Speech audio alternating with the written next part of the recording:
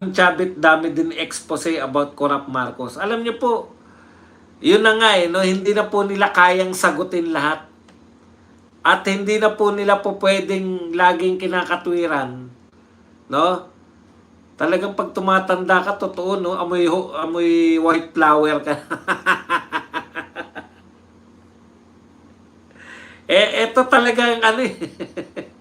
Eto talaga yung lahat ng nananakit sa'yo. Eto talaga solusyon eh.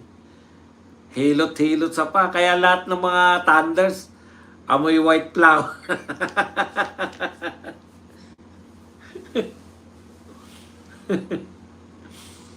Enrique Rason, amo yan ni Ping Lacson.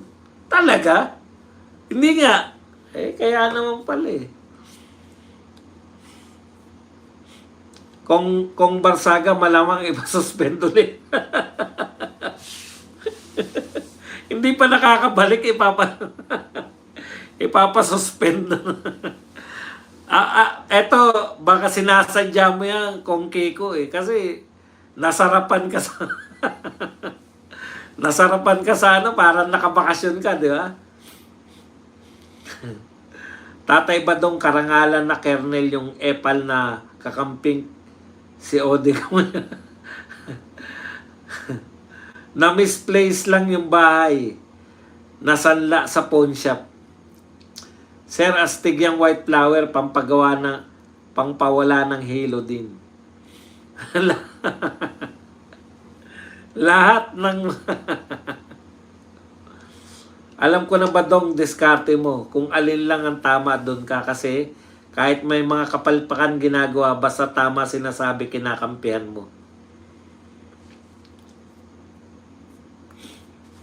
Hindi ko po makuha. Hindi, ganito po. Hindi ko magbigay ka na halimbawa niyan, King Lopez.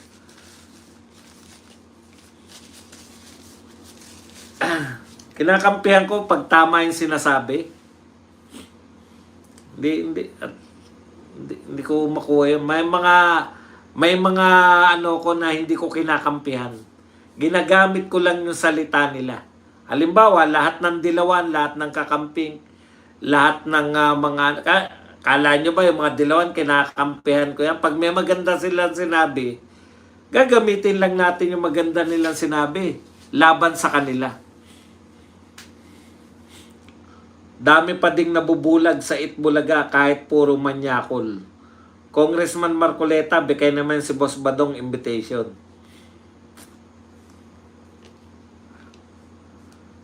Kating ko okay din. Sir Bads, bakit po hanggang ngayon di pa nakukulong si Franz Castro?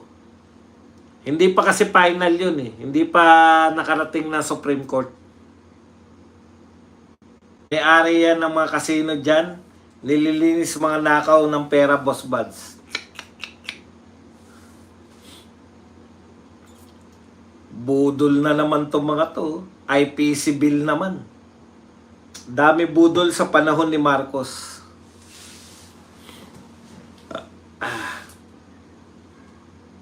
Si Arn, wala na din po.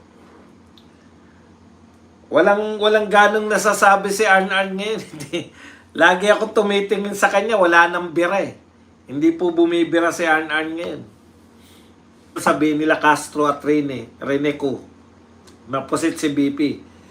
Sana, Sara, panay ang question nila sa CF nito sa tama si BP sa paghingi niya ng CF sa DepEd before para protektahan ng kabataan. Ngayon, kakasuhan sila. Di ba? Tama naman talaga si BP Sara. Tsaka pinaliwanag niya kung saan gagamitin. Recruitment para mabawasan, yun nga, nire-recruit na yung mga estudyante ng mga makakaliwa. Ikalawa, sa drugs, di ba? Yung pumapasok na yung droga sa mga eskwelahan eh. Hindi naman po kaya ng mga teacher yan kasi sindikato yan eh. Ikatlo, yung mga gagamitin po yun sa mga grooming. Marami pong nag-groom sa mga estudyante. Mga teachers, mga Jaguar at iba pa.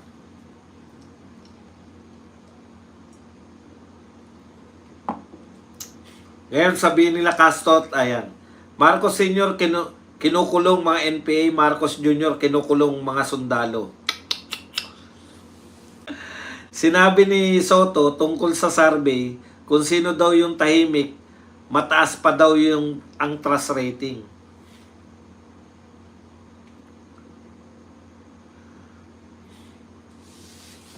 Alam mo kung ano-ano na lang po naisip nila, no? Kaya po mataas ang trust rating ni BP Sara dahil sa kapalpakan ni Marcos. Di ba? Sinabi ni Soto, yan. Oh sir, walang epekto yun sa kanya dahil magaling na vlogger, tinatawanan lang niya. Magaling magpatawa yun eh. Dati ko pa nasusundan yun eh. Tapos na burn out yata. Na burn out, nagpahinga.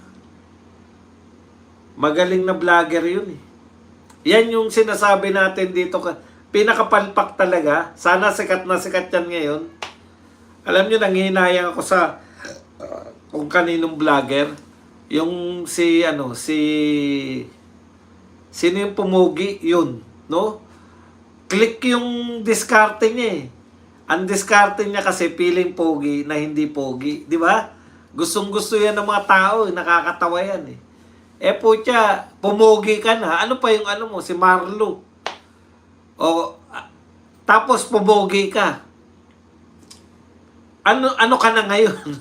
Ano na yung patawa mo? Ano na yung content mo? Yun nga yung content mo eh. Yung pangit ka pero feeling pogi. Nung pumogi ka na, ano na yung content mo? Tanga rin. Kaya ako, yun yung ko, di ba? Yun yung content ko eh. Ang content ko dati, ang package ko, di ba? Ang package ko, tambay na matalino. Puta, tambay lang to. Itsurang tambay, mukhang tambay, matandang tambay, tapos ang talino. Putya, nabisto nyo na hindi pala ako tambay na.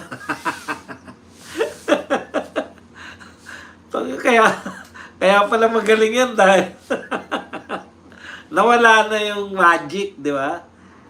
Kayo kasi. Samantalang yung akala ng lahat, tambay lang ako. Putan, dami na tatalino sa akin. Noong nalaman nila, hindi pala tambay yan si Madong. Yung package ko, tambay na matalino eh.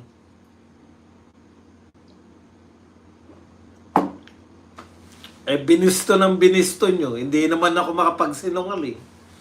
Hindi ko naman masabi na kayo sumira sa karir ko.